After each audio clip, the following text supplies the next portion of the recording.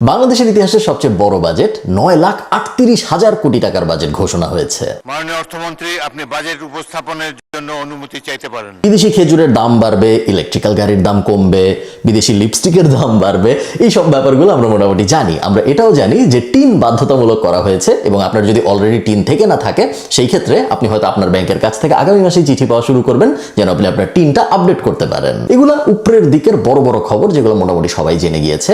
আজকে আমরা বাজেটের একটু ডিপে যাওয়ার চেষ্টা করব এবং আমরা দেখব বাজেটের ভিতরে অ্যাকচুয়ালি কি কি আছে যেগুলো আপনার দৈনন্দিন জীবনে এফেক্ট ফেলবে। চলুন শুরু করা যাক। আমি আমির খসরু মাহমুদ চৌধুরী অর্থবর্ষের প্রস্তাবিত বাজেট এই মহান সংসদে উপস্থাপনের জন্য অনুমতি প্রার্থনা করছি। 1700 সালের দিকে রাজা জর্জ ছিল ব্রিটিশ উপমহাদেশের রাজা, যে ব্রিটিশ উপমহাদেশ মোটামুটি কন্ট্রোল করত এবং ওই সময় ব্রিটিশ কিংডমের অর্থনীতিবিদ যিনি ছিলেন তার নাম ছিল ওয়ার্লপুল। তো এই ওয়ার্লপুল লোকটা প্রত্যেক বছর বাজেট পেশ করত ব্রিটিশ সংসদের ভিতরে এবং ওই সময় সুরা মানে মদ্যপান, তারপরে আফিম টাফিম এরকম এক্সট্রিম জিনিসপত্র ছাড়া নর্মাল জিনিসপত্র সেরকম কর আরোপ করা হতো না। তো উনার কাছে প্রত্যেক বছর সারা বছর ধরে মানুষজন সাজেশন দিত যে পরের বছর আপনি মদ ইম্পোর্টের সময় এইটা করেন, পরের বছর আপনি যখন এই জিনিস ইম্পোর্ট হবে আফিম তখন এইটা করেন। এগুলো সারা বছর উনার কাছে দিত মানুষজন এবং উনি ওগুলো সব কালেক্ট করে উনি একটা ব্যাগের ভিতরে রাখতো এবং উনার প্ল্যান ছিল এবং উনি এটা প্রত্যেক বছর করতো যে প্রত্যেক বছর যখন পার্লামেন্টে বাজেট অধিবেশন হবে তখন উনি ওই ব্যাগটা পার্লামেন্টে যে উল্টা করবে, সব কাগজগুলো পড়বে এবং তারপর একটা একটা করে উনি উঠায় বলবে যে একজন আমাকে বলছিল যে শুল্ক আরোপ করতে হবে মদের উপরে 28%, আপনারা কি একমত? সবাই যখন বলবে একমত তাকে দিব, ওটা নিয়ে আলোচনা হবে এবং তারপরে ফাইনালাইজ হবে বাজেট। এই যে চামড়ার তৈরি একটা ব্যাগ উনি উল্টাইতো, ওই ব্যাগটাকে ফরাসি ভাষায় বলে বুজেট এবং সেইটার থেকে আজকের দিনে আমরা বাজেট ওয়ার্ডটা পেয়েছি। যাই হোক, বাজেট শব্দের ইতিহাস জানা তো আপনার তেমন কোনো লাভ নাই, আপনার রিয়েল লাইফে প্র্যাকটিক্যাল কি কি চেঞ্জ আসবে এটা জানা দরকার। টিন বাধ্যতামূলক করার ব্যাপারটা সবচেয়ে হাইলাইটেড এবং আই থিঙ্ক এটা নিয়ে সবচেয়ে বেশি আলোচনা হচ্ছে এবারের বাজেটে, কারণ এটা একটা বড় চেঞ্জ এবং যেই চেঞ্জের একদম সরাসরি ইমপ্লিকেশন হলো বাংলাদেশের একটা বড় অংশের মানুষ করের আওতায় চলে আসবে, যেটা বাংলাদেশের মানুষ কখনোই ছিল না। এবং টিন ইম্পর্টেন্ট এবং সবাইকে টিন খোলাইতে বাধ্য করার বিভিন্ন স্টেপ বাংলাদেশ সরকার গত 5-10 বছর ধরে নিয়ে আসতেছে। আপনারা জানেন যে এক সময় জমি কিনতে টিন লাগতো না, তারপরে লাগা শুরু হয়। এক সময় অমুক জিনিস করতে টিন লাগতো না, বিদেশ যাইতে টিন দেখাইতে হইতো না, তারপরে দেখানো শুরু হয়। এরকম বিভিন্ন স্টেপে আস্তে আস্তে টিন ইমপ্লিমেন্ট করা শুরু হয় যাতে করে আরো বেশি মানুষকে আমরা করের আওতায় আনতে পারি এবং এইটার final nail in the coffin হলো ব্যাংক অ্যাকাউন্টের জন্য টিন বাধ্যতামূলক এই ব্যাপারটা করা। এর আগে লুজলি এগুলা করার চেষ্টা করা হয়েছে, কিন্তু বলা হয়েছে যে আপনার যদি ব্যাংকে ফিক্সড ডিপোজিট থাকে থাকুক, কোনো সমস্যা নেই, আপনার যদি টিন না থাকে তাতেও কোনো সমস্যা নেই, আমরা ওই ফিক্সড ডিপোজিট থেকে যে লাভ হবে সেটা 15% কাটবো, 10% কাটবো না, কিন্তু আপনি যদি টিন দেন তাহলে 10% কাটবো, 15% কাটবো না। ওইভাবে প্যাসিভলি বলা হয়েছে, মানুষকে এনকারেজ করা হয়েছে যে ভাই তাও আপনি আপনার টিনটা দেন, কিন্তু কেউ দেয় নাই সেইভাবে। এই কারণে এখন এটা ম্যান্ডেটরি করে দেওয়া হচ্ছে। আপনি যদি ব্যাংক অ্যাকাউন্ট করতে চান, আপনার যদি অলরেডি ব্যাংক অ্যাকাউন্ট থেকে থাকে, আপনার টিন বাধ্যতামূলক, নাহলে আপনার ব্যাংক অ্যাকাউন্ট বন্ধ হয়ে যাবে কাজ করা। এবং এই জিনিসটা লজিক্যাল, আপনারা যদি অঙ্কটা একটু দেখেন, 1,30,00,000 মানুষের টিন আছে বাংলাদেশে অ্যাপ্রক্সিমেট, এবং এই 1,30,00,000 মানুষের টিন আছে যাদের, তাদের মধ্যে আবার 40-50 লাখের মতো মানুষ ট্যাক্স দেয়, কিন্তু বাংলাদেশে ব্যাংক অ্যাকাউন্ট আছে 7 থেকে 8 কোটি মানুষের। সো এই মুভটা যদি সফলভাবে সরকার বাস্তবায়ন করতে পারে, সেই ক্ষেত্রে 1 কোটির থেকে লাভ দিয়ে 7 কোটিতে চলে আসবে টিনের ওনার, মানে টিন আছে এরকম মানুষ 7 কোটিতে চলে আসবে, which means statistically same number যদি আমরা দেখি 3.5 কোটি মানুষ হয়তো ট্যাক্সের আওতায় চলে আসবে, 3.5 কোটি মানুষ হয়তো ট্যাক্স দেওয়া শুরু করবে। এবং আমরা জানি যে আপনার যদি টিন থাকে রিটার্ন সাবমিট করা কিন্তু বাধ্যতামূলক। সো ধরে নিতে পারেন আপনি, আপনার যদি একটা ব্যাংক অ্যাকাউন্ট থেকে থাকে আগামী বছর থেকে আপনার ট্যাক্স রিটার্ন সাবমিট করতে হবে। এই জিনিস যিনি ভেবে বের করছে সে ডেফিনেটলি জ্ঞানী মানুষ, তাকে প্রপস দেওয়া উচিত আমাদের, যে এটা খুব স্মার্ট স্ট্র্যাটেজি একটা মুভ হয়েছে সরকারের দিক থেকে যদি আপনি চিন্তা করেন। এবং কিছু এক্সেপশন আছে, যেমন সরকার থেকে যারা ভাতা পায় তাদের টিন লাগবে না, শিক্ষার্থী আছে কয়েক লেভেলের যাদের টিন লাগবে না। মোটা দাগে আপনার আমার সাধারণ মানুষের সবার এখন টিন বাধ্যতামূলক। আপনার করমুক্ত আয় সীমা কিন্তু বেড়েছে এবং প্রত্যেক বছরই করমুক্ত আয় সীমা একটু বাড়ায়, কারণ সব সরকারই জানে যে করমুক্ত আয় সীমা যদি আমি একটু না বাড়াই ওটা খারাপ দেখায়। আপনি যদি ছেলে হন সেই ক্ষেত্রে আপনার জন্য এখন 3,75,000 টাকা পর্যন্ত ট্যাক্স ফ্রি। আপনি যদি মেয়ে হন বা আপনি যদি 65 বছরের বেশি বয়স্ক ছেলে বা বয়স্ক কেউ হন, সেই ক্ষেত্রে আপনার জন্য 3,75,000-এর জায়গায় এটা হয়ে যাবে 4,15,000 টাকা। আপনি যদি প্রতিবন্ধী হন অথবা আপনি যদি জুলাই যোদ্ধা হন, সেই ক্ষেত্রে প্রতিবন্ধীদের জন্য 5 লাখ টাকা পর্যন্ত ট্যাক্স ফ্রি। যদি জুলাই যোদ্ধা হন অথবা মুক্তিযোদ্ধা হন সেই ক্ষেত্রে 5,15,000 টাকা পর্যন্ত ট্যাক্স ফ্রি। এইখানে একটা বিষয় আছে বোঝার। বিষয়টা হলো মুক্তিযোদ্ধারা আবার বেশিরভাগই 65 বছরের বেশিও। সো উনারা একটা ডাবল ডিপিং টাইপ সিচুয়েশনের মধ্যে চলে আসতেছে, যখন উনাদের বেশিরভাগ এখন আর কাজ করতেছে না অ্যাক্টিভলি।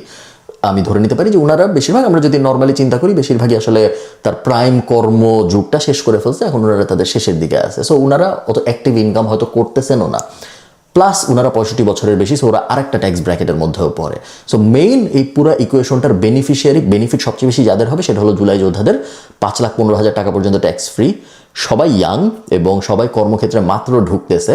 সো বিশাল একটা ট্যাক্স বেনিফিট পাচ্ছে সবাই কর্মক্ষেত্রে ঢোকার সময়, যেটা আশা করি তাদের অনেক হেল্প করবে। একটা বড় চেঞ্জ আসছে পার্সোনাল ট্যাক্সে এই বছর, সেটা হলো আগে আমরা সবসময় জানি যে বছরের একটা নির্দিষ্ট সময় থাকতো যেই সময় আপনি ট্যাক্স রিটার্ন সাবমিট করতে পারতেন। যখন এই যে অক্টোবর, নভেম্বর, সেপ্টেম্বর এই টাইমটা যখন আসতো, সবাই হুড়াহুড়ি করা শুরু করে যে ট্যাক্স রিটার্ন সাবমিট করতে হবে।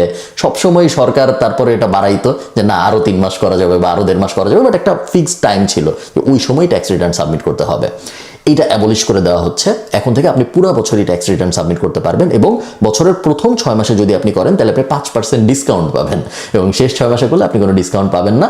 তারপরে যদি আপনি করতে যান সেই ক্ষেত্রে 5% জরিমানা অ্যাড হবে আপনার ট্যাক্সের সাথে। এখন আমি আপনাদের একটা জটিল অঙ্ক বুঝাবো, এই অঙ্কটা আপনাদের বোঝা জরুরি। 2023 সালে করমুক্ত আয় সীমা ছিল 3,50,000 টাকা।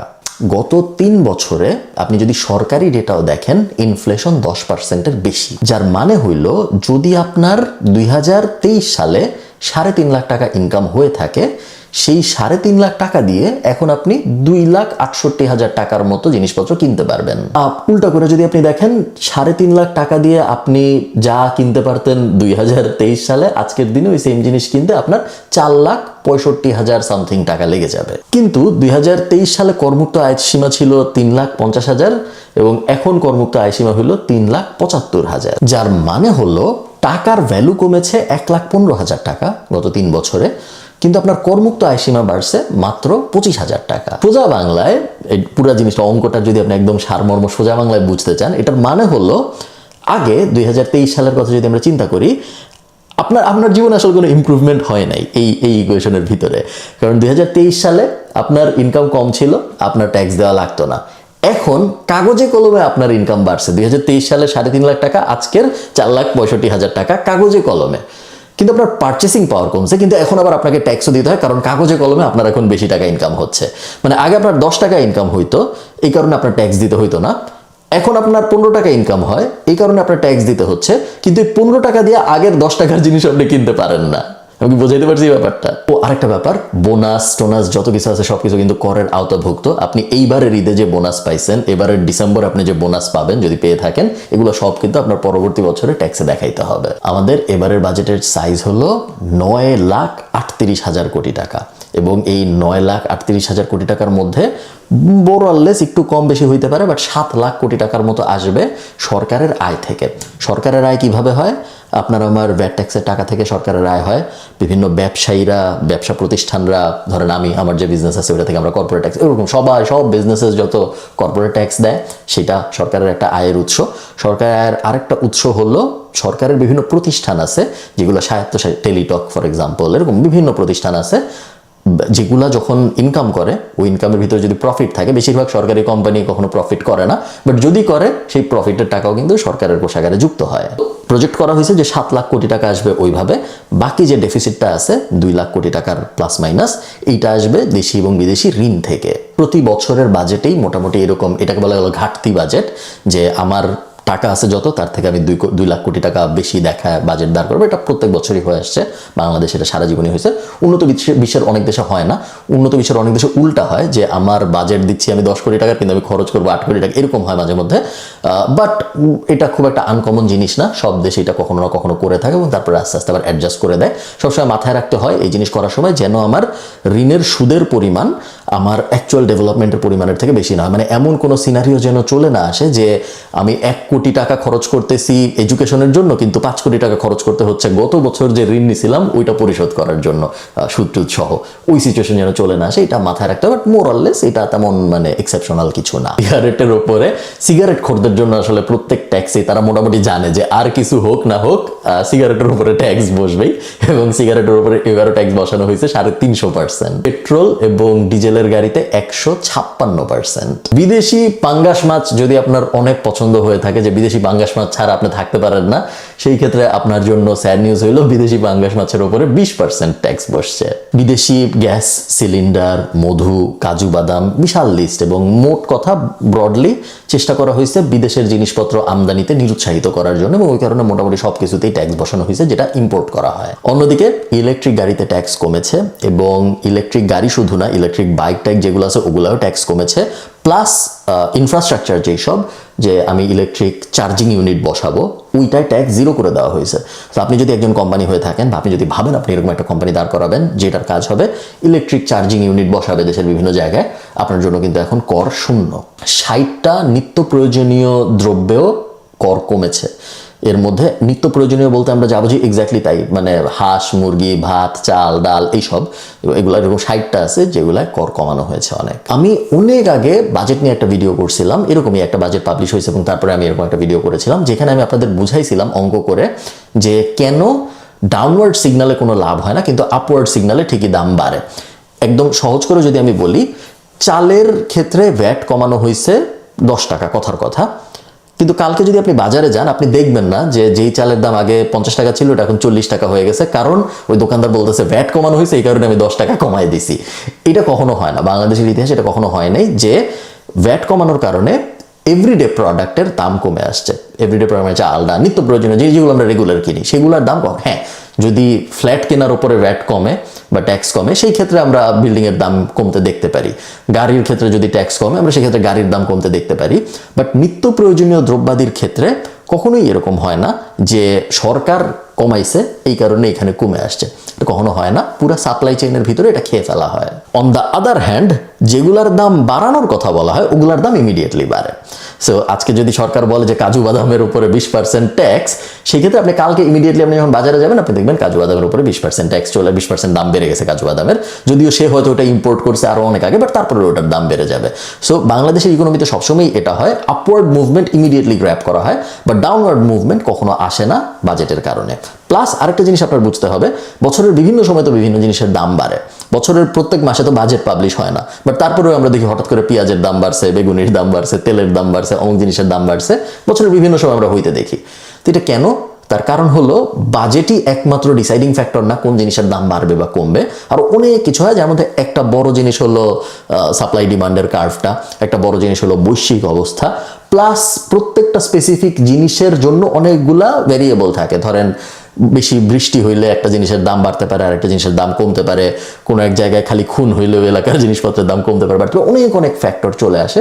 তো বাজেটই একমাত্র ফ্যাক্টর না, বাজেট দিয়ে আপনি পুরো ইকোনমি কখনোই কন্ট্রোল করতে পারবেন না। সোনা সরবরাহে উৎসে 5%-এর কর ছিল একটা, ওইটাকে 0.5% করা হয়েছে।